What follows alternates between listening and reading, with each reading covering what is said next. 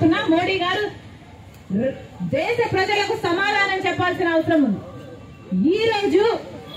ఈ రోజు రాహుల్ గాంధీ గారు అస్సాంలోనే ఒక గుడికి వెళ్ళాలనుకుంటే ఆ గుడికి కూడా రాహుల్ గాంధీకి వెళ్ళకూడదు, అనుమతి లేదు అని అనుమతి నిరాకరించారు. బీజేపీ ప్రభుత్వము అస్సాంలో ఉంది, ఆ ప్రభుత్వం అనుమతిని నిరాకరించారు. ఎందుకు నిరాకరించారయ్యా అని అడిగితే, ఎక్కడో అయోధ్యలో రామ్ మందిర్ ఏర్పాట్లు జరుగుతున్నాయి, ఆ కార్యక్రమాలు అక్కడ జరుగుతున్న సమయంలో ఇక్కడ అస్సాంలో రాహుల్ గాంధీ గారు గుడికి వెళ్ళకూడదట. ఇది ఎక్కడ న్యాయం అని అడుగుతున్నాం. అంటే గుడికి వెళ్ళడానికి కూడా మోడీ గారి పర్మిషన్ కావాలా? గుడికి వెళ్ళడానికి కూడా బీజేపీ పర్మిషన్ కావాలా? గుడికి వెళ్ళడానికి కూడా బీజేపీ కార్యకర్త, బీజేపీ నాయకుడో లేకపోతే ఆర్ఎస్ఎస్ లేకపోతే విహెచ్ఓ వీళ్ళ ఈ సభ్యులే అయి ఉండాలా? సామాన్య ప్రజలకు కనీసం గుడికి వెళ్లే హక్కు లేదా అని అడుగుతున్నాం. ఎందుకు నిరాకరించారో మోడీ గారు అస్సాం చీఫ్ మినిస్టర్ సమాధానం చెప్పాల్సిన అవసరం ఉంది. ఇలా అడుగడుగున నిరంకుశ పాలన, ప్రతి చోట ఎక్కడ వీలైతే అక్కడ ఎలా మిగతా ప్రజల్ని, మిగతా పార్టీలను ఎలా తొక్కగలిగితే అలా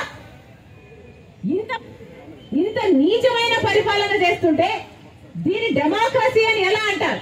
ఇది ప్రజాస్వామ్యం అని ఎలా అనుకోమంటారో మోడీ గారు సమాధానం చెప్పాలి. రాహుల్ గాంధీ గారి భారత్ జోడో న్యాయ యాత్ర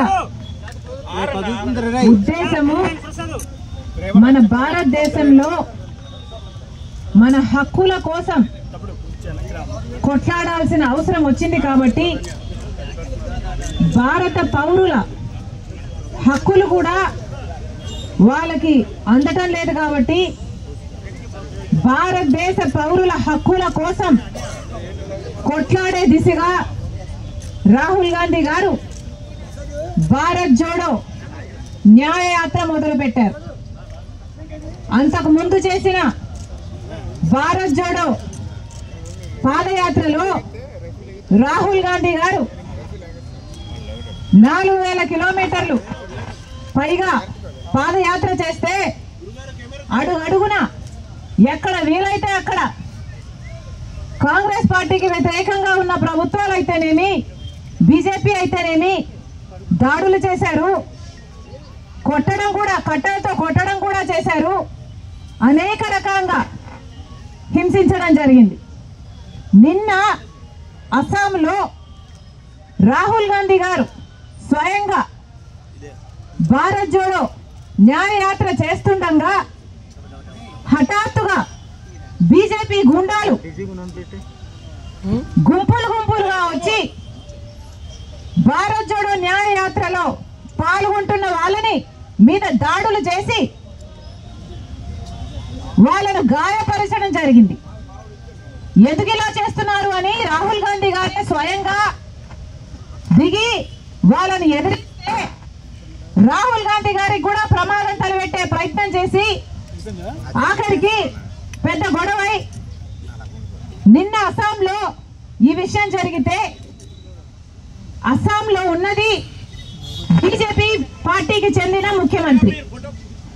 మరి ఇప్పుడు బీజేపీ పార్టీ అధికారంలో ఉన్న రాష్ట్రంలో కనీసం ప్రశాంతంగా, శాంతియుతంగా ప్రజల కోసం చేపట్టిన ఒక యాత్రని కూడా చేయనీయకపోతే దీన్ని ప్రజాస్వామ్యం అంటారా అని మోడీ గారిని ప్రశ్నిస్తున్నాం. మోడీ గారు సమాధానం చెప్పాలి. ఈ రాష్ట్రంలో ప్రజలే చెందిన వాళ్ళు ఈ దేశంలో ఉండాలా? ఇక్కడ ఎవరు మిగతా వాళ్ళని ఎవరిని బ్రతకనివ్వరా? ప్రశాంతంగా ఉద్యమాలు కూడా చేసుకునివ్వరా? ప్రజల కోసం కనీసం కొట్లాడనివ్వరా అని మోడీ గారు అడుగుతున్నా. మోడీ గారు దేశ ప్రజలకు సమాధానం చెప్పాల్సిన అవసరం ఉంది.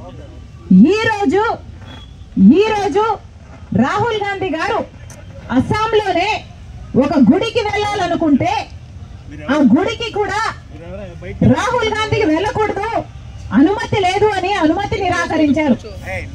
బీజేపీ ప్రభుత్వము అస్సాంలో ఉంది, ఆ ప్రభుత్వం అనుమతిని నిరాకరించారు. ఎందుకు నిరాకరించారయ్యా అని అడిగితే, ఎక్కడో అయోధ్యలో రామ్ మందిర్ ఏర్పాట్లు జరుగుతున్నాయి, ఆ కార్యక్రమం అక్కడ జరుగుతున్న సమయంలో ఇక్కడ అస్సాంలో రాహుల్ గాంధీ గారు గుడికి వెళ్ళకూడదట. ఇది ఎక్కడ న్యాయమని అడుగుతున్నాం. అంటే గుడికి వెళ్ళడానికి కూడా మోడీ గారి పర్మిషన్ కావాలా? గుడికి వెళ్ళడానికి కూడా బీజేపీ పర్మిషన్ కావాలా? గుడికి వెళ్ళడానికి కూడా బీజేపీ కార్యకర్త, బీజేపీ నాయకుడు, లేకపోతే ఆర్ఎస్ఎస్, లేకపోతే విహెచ్ఓ వీళ్ళ ఈ సభ్యులే అయి ఉండాలా? సామాన్య ప్రజలకు కనీసం గుడికి వెళ్లే హక్కు లేదా అని అడుగుతున్నాం. ఎందుకు నిరాకరించారో మోడీ గారు, అస్సాం చీఫ్ మినిస్టర్ సమాధానం చెప్పాల్సిన అవసరం ఉంది. ఇలా అడుగున నిరంకుశ పాలన, ప్రతి చోట ఎక్కడ వీలైతే అక్కడ ఎలా మిగతా ప్రజల్ని, మిగతా పార్టీలను ఎలా తొక్కగలిగితే అలా ఇంత నీచమైన పరిపాలన చేస్తుంటే దీని డెమోక్రసీ అని ఎలా అంటారు? ప్రజాస్వామ్యం అని ఎలా అనుకోమంటారో మోడీ గారు సమాధానం చెప్పాలి. ఈరోజు రాహుల్ గాంధీ యాత్ర పైన జరిగిన ఈ దాడులకు నిరసనగా మహాత్మా గాంధీ గారి విగ్రహం దగ్గర కాంగ్రెస్ పార్టీ ఈ ధర్నా చేపట్టడం జరిగింది. ఈ నిరంకుశ పాలన ఆగాలి, ఇది ప్రజాస్వామ్యం అని బీజేపీ పార్టీ మోడీ గారు గుర్తుపెట్టాలు చేసుకొనివ్వాలి. మరొకసారి మోడీని హెచ్చరిస్తున్నాం. ఎలక్షన్ల సమయంలో ప్రజలు గమనిస్తున్నారు. మీ నిరంకుశ పాలన మీరు ఆపకపోతే ప్రజలు మీకు బుద్ధి చెప్పే సమయం వచ్చిందని మోడీ గారిని హెచ్చరిస్తున్నాం. క్షమాపణ చెప్పాలి. కాంగ్రెస్ పార్టీకి చెందిన రాహుల్ గాంధీ గారి యాత్రని ఇంత నీచంగా అడ్డుకోవడం అన్నది ప్రజాస్వామ్యంలో ఎవరు సహించని విషయం. కనుక బీజేపీ పార్టీ అక్కడ అస్సాం చీఫ్ మినిస్టర్ రాహుల్ గాంధీ గారికి క్షమాపణ చెప్పాలని కూడా కాంగ్రెస్ పార్టీ డిమాండ్ చేస్తుంది. Down down BJP, down down BJP, BJP, BJP, BJP, down down BJP, down down BJP, down down BJP, down down BJP, down down BJP, down down, down down Modi, down down, down down BJP, down down BJP, down down BJP, down down BJP, down down BJP, down down BJP, down down BJP, down down BJP, down down BJP, down down BJP, down down BJP, down down BJP, down down BJP.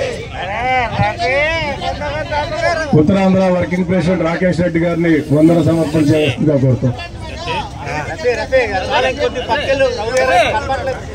Rakesh Reddy గారు, రాకేష్ రెడ్డి గారు